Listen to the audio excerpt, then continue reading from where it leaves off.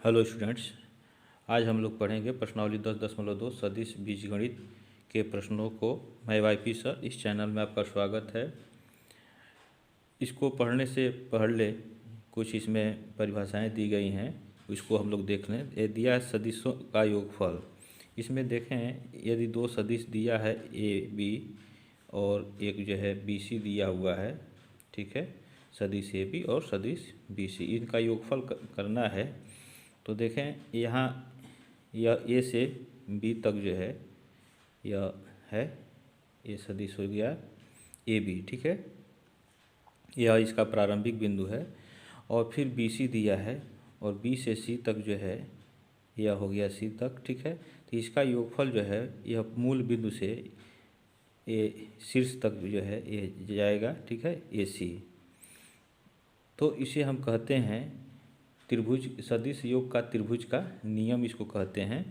तो इस तरह से देखें, A B vector A B plus vector B C, यह बराबर हो जाएगा यहाँ से यहाँ तक वेक्टर ए सी, ठीक है। तो इसका योग जो है ए सी हो जाएगा। अगर कोई वेक्टर दिया है, मान लेते हैं ए बी दिया है, इसकी दिशा अगर चेंज कर दें, तो अगर बी ए कर दें, ठीक है, दिशा चेंज कर देते हैं तो यह ऋणात्मक हो जाता है, ठीक है। देखें, कोई यदि वेक्टर दिया है, सदिश दिया है, जैसे मान लें एक्स आई प्लस वाई जे प्लस जेड के दिया हुआ है, तो इसके सदिश घटक अगर पूछता है तो सदिश घटक जो हैं यह एक्स आई वाई जे और जेड के हो जाएंगे, ठीक है। सदिश घटक क्या होंगे? एक्स आई वाई जे और जेड के जो है ये सदिश घटक हो जाएंगे, ठीक है। अदिश घटक अगर पूछता है तो आई जे के जो गुणांक हैं वे अदिश घटक हो जाएंगे, एक्स वाई जेड ए अदिश घटक हो जाएंगे, ठीक। इनको कभी कभी समकोणिक घटक भी कहते हैं। एक्स वाई जेड को, इनके गुणांकों को समकोणिक घटक भी कहते हैं। क्यों कहते हैं? देखें, यह जो है आपका वाई अक्ष है, यह जेड अक्ष है, यह एक्स अक्ष है, ठीक है। तो यह आपका मूल बिंदु है। तो ये जो ये इकाई सदिश जो होता है वो ओ वाई के अनुदिश जो है आई सदिश, ठीक है, सॉरी, यहाँ ओ एक्स के अनुदिश जो है आई और ओ वाई के अनुदिश जो है जे, ठीक है, और इसके अनुदिश यह के होता है। तो यह जो होते हैं आई जे के, ये परस्पर जो है समकोण पर एक दूसरे से समकोणिक होते हैं, इसीलिए इसको एक्स वाई जेड को हम ये समकोणिक घटक भी कहते हैं, ठीक है। तो यह प्रश्न में पूछा जा सकता है कि समकोणिक घटक क्या है बदल के। तो यह एक्स वाई जेड आई जे के गुणांकों को हम समकोणिक घटक भी कहते हैं या अदिश घटक कहते हैं, ठीक है। मात्रक सदिश कैसे हम निकालते हैं? देखें, कोई वेक्टर अगर ए दिया हुआ हो, ठीक है, तो इसका मात्रक सदिश निकालते हैं तो इसको हम ए कैप से लिखते हैं मात्रक सदिश को, और यह हो जाता है आपका वेक्टर ए बट्टे मॉड ऑफ ए। इसके मॉड ऑफ ए से भाग कर देते हैं तो यह मात्रक सदिश प्राप्त हो जाता है। तो यह मात्रक सदिश प्राप्त करने का ये फार्मूला है, ठीक है। अगला है, देखें, दो बिंदुओं को मिलाने वाला सदिश, ठीक है। इसमें आपका यह वाई अक्ष है, वो एक्स अक्ष है और जेड अक्ष है दिया हुआ है, यह मूल बिंदु है। इसमें मान लेते हैं अंतरिक्ष में यहाँ दो बिंदु हैं P1 और P2, ठीक है। इस P2 को और P1 को जो है हम इससे मिलाते हैं तो यह P2 की स्थित सदिश है, क्या है? x2i और प्लस y2j और प्लस z2k हो जाएगा। यह P2 की स्थित सदिश यानी OP2 हो जाएगा। देखें, OP2 हो जाएगा। और P1 का स्थित सदिश x1i plus y1j plus z1k हो जाएगा। यानी यह अगर हमें निकालना हो P1 P2 vector P1 P2 निकालना है तो P2 का स्थित सदिश, तो P2 का स्थित सदिश क्या हो जाएगा? OP2 और माइनस P1 का स्थित सदिश OP2, सॉरी OP1। तो यहाँ लिखा गया, देखें, ओ वेक्टर OP2 माइनस OP1, तो OP2 क्या हो जाएगा आपका x2y plus y2j plus z2k हो जाएगा, और इसमें से इसको हम घटा देंगे। ठीक है, तो यह हो जाएगा आपका x2 minus x1 i plus y2 minus y1 j plus z1 minus z2 minus z1 into k। ठीक है, तो यह आपका जो है वेक्टर P1 P2 हो जाएगा। इसको जोड़ने वाला सदिश हो जाएगा वेक्टर P1 P2। ठीक है, अगला है खंड सूत्र। देखें, यह आपका मूल बिंदु O है और यहाँ यह एक आपका बिंदु P है और यहाँ जो है यह Q है। तो PQ को मिलाने वाली जो रेखा है, ठीक है, तो O से एक रेखा जो है PQ को R पर काटता है। ठीक है, यह आपका O है। तो इस R बिंदु पर प्रतिच्छेद करने वाले बिंदु का स्थित सदिश जो है ज्ञात करना है। तो देखें, हम मान लेते हैं कि इसका स्थित सदिश जो है वेक्टर R है, यानी वेक्टर OR बराबर वेक्टर R है। ठीक है, P का स्थित सदिश हम मान लेते हैं वेक्टर A है और इसका वेक्टर जो है, इसका स्थित सदिश जो है वेक्टर B है Q का। ठीक है, और इसको एम संबंध n के अनुपात में अंतः विभाजित करता है। तो उस स्थिति में इस R का स्थित सदिश बिंदु R का स्थित सदिश यह वेक्टर R बराबर होता है, देखें, यम गुणे वेक्टर B, यम गुणे यानी Q का स्थित सदिश, Q का स्थित सदिश जो है वेक्टर B है, अब प्लस n गुणे वेक्टर P का स्थित सदिश, n गुणे P का स्थित सदिश जो है आपका वेक्टर A है, अब बट्टे m प्लस n हो जाएगा। ठीक है, तो यह जो है R का स्थित सदिश होगा यदि PQ को यह अंतः विभाजित करता है। ठीक है, और यही जो है अगर बाह्यतः विभाजित करेगा तो जहाँ प्लस है वहाँ माइनस हो जाएगा। ठीक है, बाह्यतः के लिए m vector B minus n vector A। ठीक है, अब बट्टे m माइनस n हो जाएगा। बाह्यतः विभाजित बाह्य विभाजन जब होगा तब यह फार्मूला हो जाएगा। ठीक है, तो इन्हीं दोनों फार्मूले का हम प्रयोग करेंगे। इसके बाद से हम लोग चलें अगले प्रश्नावली 10.2 के प्रश्नों को हल करें। तो यह देखें, प्रश्नावली 10.2 का पहला सवाल दिया है कि निम्नलिखित सदिशों के परिमाण का परिकलन कीजिए। इसमें 3 सदिश दिए गए हैं, तीनों का परिमाण निकालना है। ठीक है, तो इस प्रश्न को हल करने से पहले इस वीडियो को आप लाइक कर लें और शेयर करना ना भूलें। ठीक है, तो देखें, इसके पहले का ये वेक्टर A बराबर दिया है I plus J plus K। तो इसका हम माड निकाल लें। ठीक है, mod of vector A equal to यह होता है I का गुणांक का वर्ग, तो I का गुणांक 1 है, प्लस J का गुणांक का वर्ग और प्लस K के गुणांक का वर्ग। ठीक है, तो यह हो जाएगा आपका अंडर रूट 1 धन 1 धन 1। ठीक है, और यह हो जाएगा अंडर रूट 3। तो इसका परिमाप जो है करनी में 3 हो जाएगा। ठीक है, इसका नेक्स्ट है वेक्टर B बराबर 2y minus 7j minus 3k। तो इसका जो है परिमाण निकाल लें। ठीक है, देखें, तो माड ऑफ वेक्टर B बराबर अंडर रूट I का गुणांक का वर्ग और धन J का गुणांक का वर्ग, J जो है -7 है, इसका वर्ग कर देंगे, और प्लस K का गुणांक -3 है, इसका वर्ग कर लेंगे। तो यह हो जाएगा आपका 4 और 7 7 49 और 3 3 9। ठीक है, देखें, इसका 9 9 18 18 4 22 और 4 2 6। तो इसका जो है परिमाण करणी में 62 हो जाएगा, ठीक है, सदिश बी का परिमाण, ठीक है। थर्ड देखें, ये दिया है वेक्टर सी बराबर 1/3 प्लस 1/3 और -1/3 इंटू के। तो इसका परिमाण निकालना है, तो मॉड ऑफ वेक्टर सी यह बराबर हो जाएगा √i का गुणांक का वर्ग। तो i का गुणांक है 1/3 इसका वर्ग कर लेंगे, प्लस j का गुणांक 1/3 इसका वर्ग कर लेंगे, और प्लस k का गुणांक जो है -1/3 है इसका वर्ग कर लेंगे, ठीक है।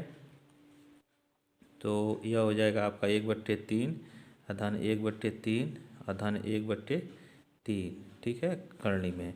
और इस तरह से यह हो जाएगा आपका, इसका हर समान है तो यह जुट जाएगा, तो 3/3 हो जाएगा करणी में, और यह कट के 1 हो जाएगा।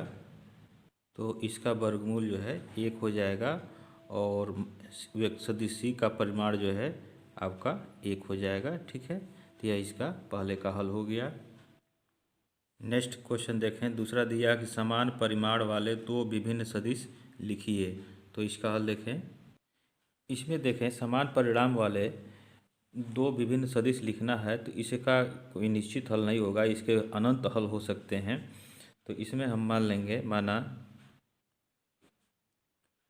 सदिश यह वेक्टर ए बराबर i प्लस j प्लस 3 के मान लें, ठीक है, तथा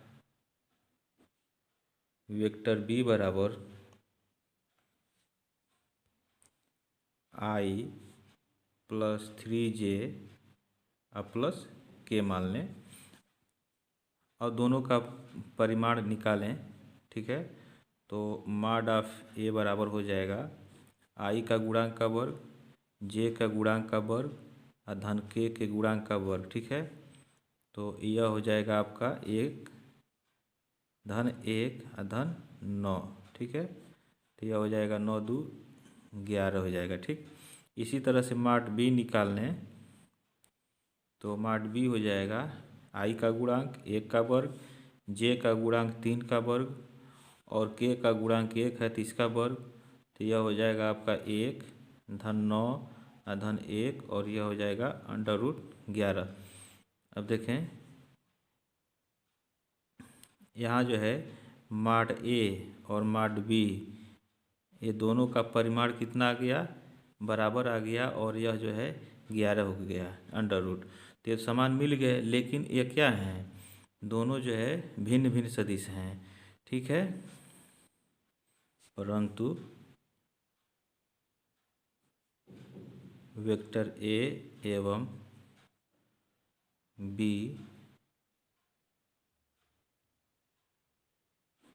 भिन्न भिन्न सदिश हैं, ठीक है। तो ये इसका हल हो गया।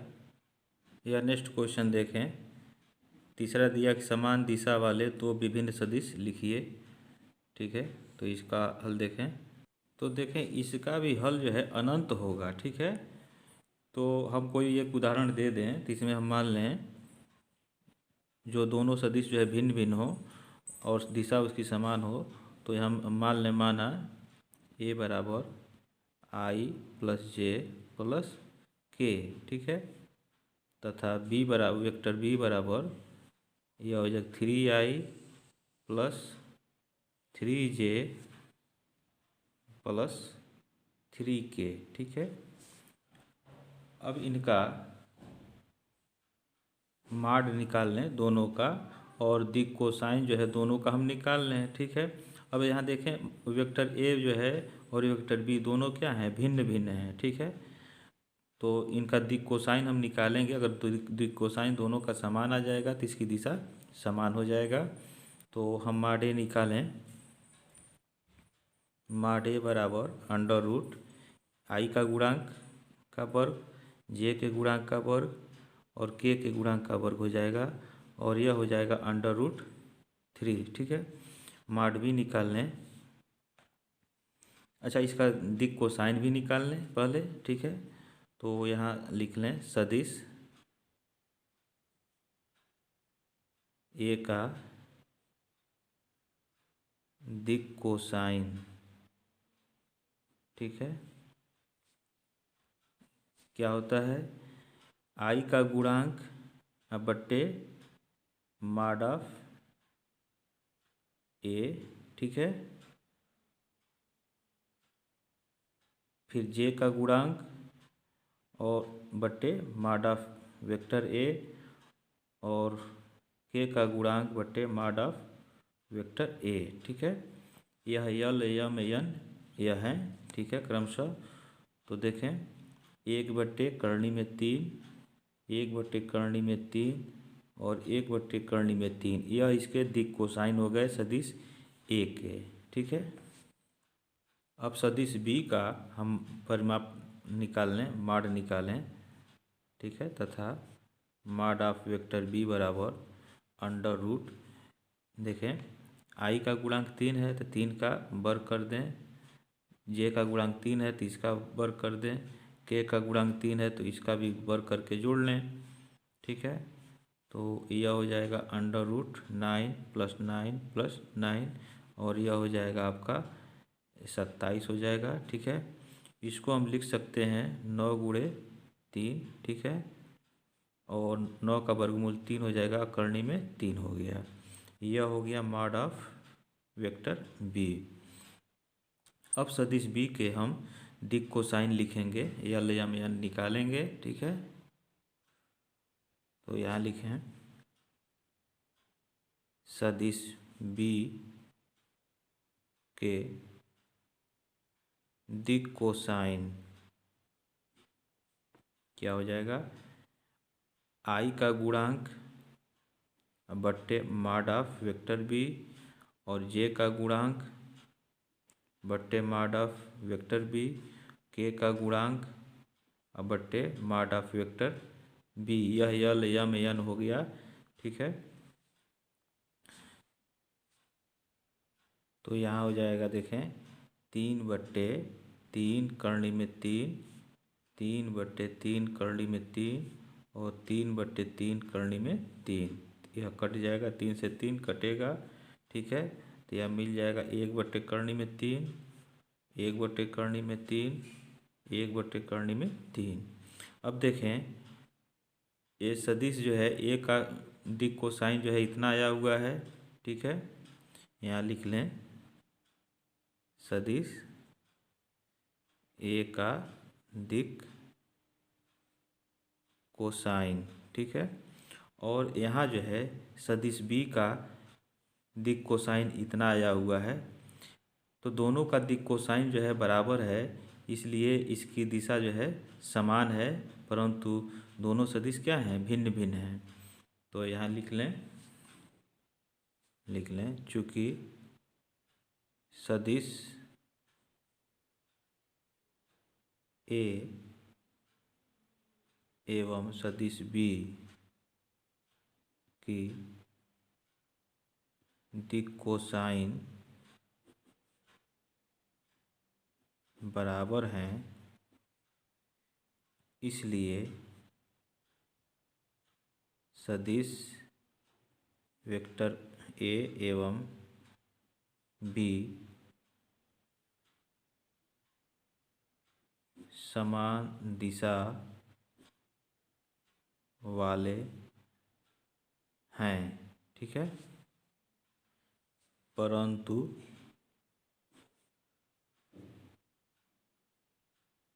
Not A, vector A is not equal to vector B, ठीक है। नेक्स्ट देखें, चौथा दिया है x और y के मान ज्ञात कीजिए ताकि सदिश 2y + 3j + xi + yj समान हों, ठीक है।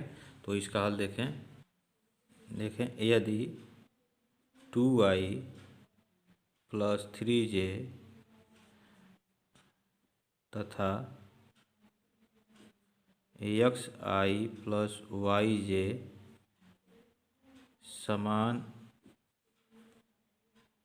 हो, तो 2y + 3j बराबर xi + yj होगा, ठीक है। तो इनकी हम तुलना कर देंगे, तो आई का गुणांक यहाँ जो है के एक्स है और यहाँ जो है 2 है, तो एक्स बराबर 2 हो जाएगा तथा वाई बराबर 3 होगा। तो सदिशों के समान होने के लिए एक्स का मान 2 और वाई का मान 3 होना चाहिए। ठीक है, तो यह इसका हल हो गया। यह नेक्स्ट क्वेश्चन देखें। पाँचवा दिया है कि एक सदिश का प्रारंभिक बिंदु 2 1 है और अंतिम बिंदु ऋण 5 7 है। इस सदिश के अदिश एवं सदिश घटक ज्ञात कीजिए। यह इम्पॉर्टेंट क्वेश्चन है। ठीक है, 1 नंबर का। तो इसका हल देखें। तो यहाँ हम मान लें, माना सदिश का प्रारंभिक बिंदु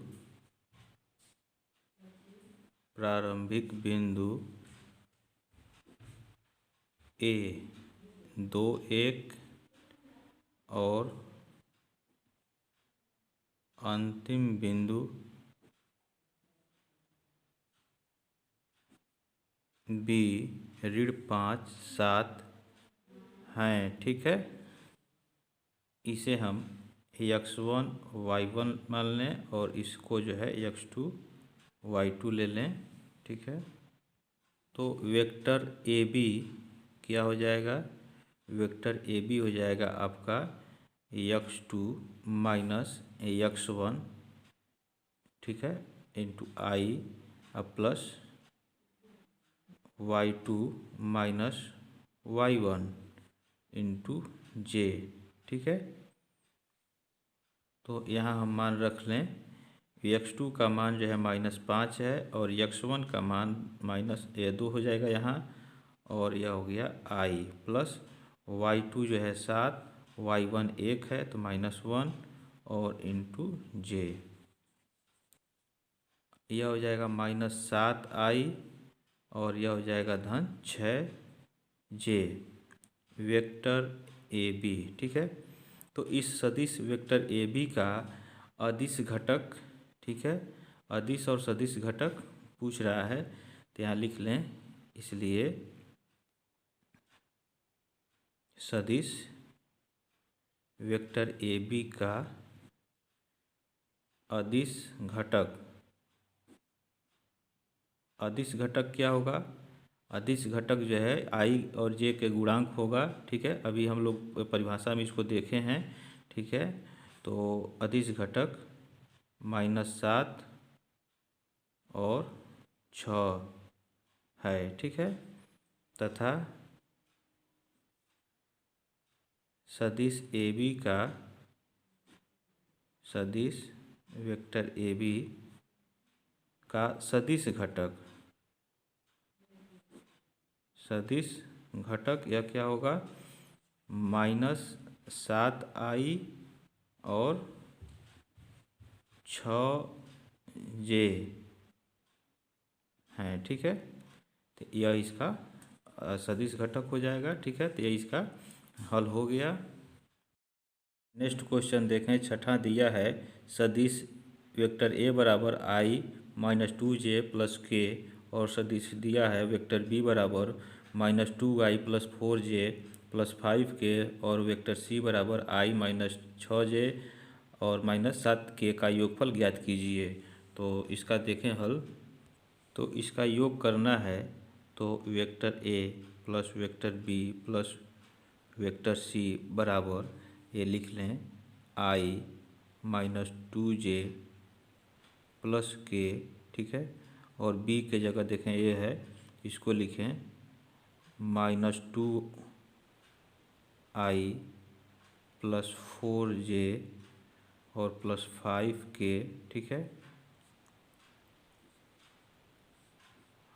और प्लस सी के जगह देखें क्या है, i -6j और -7k। ठीक है, तो इनको जोड़ लें। देखें i 1i और -2i मिल के -i हो गया, -i और प्लस i मिल करके 0i हो जाएगा, 0i हो गया। अब देखें -2j और प्लस 4j, तो 4 में से 2 गया 2, धन 2j हो गया, और यहाँ -6j है तो 6 में से 2 निकल गया, 4 हो जाएगा तो माइनस 4J हो जाएगा। ठीक है, के वाला देखें धन के, धन 5 के तो 5 1 6 हो जाएगा। ठीक, अब माइनस 7 के तो माइनस के हो जाएगा यहाँ। ठीक है, तो इस तरह से यह हो जाएगा आपका माइनस 4J और minus K, vector A plus vector B plus vector C, इन तीनों का योगफल जो है यह हो गया। तो यही आपका आंसर हो गया। ठीक है, अब इसके बाद इस प्रश्नावली के शेष प्रश्नों को हम लोग अगले वीडियोज में पढ़ेंगे। तब तक आप इस चैनल पे बने रहें। जय हिंद।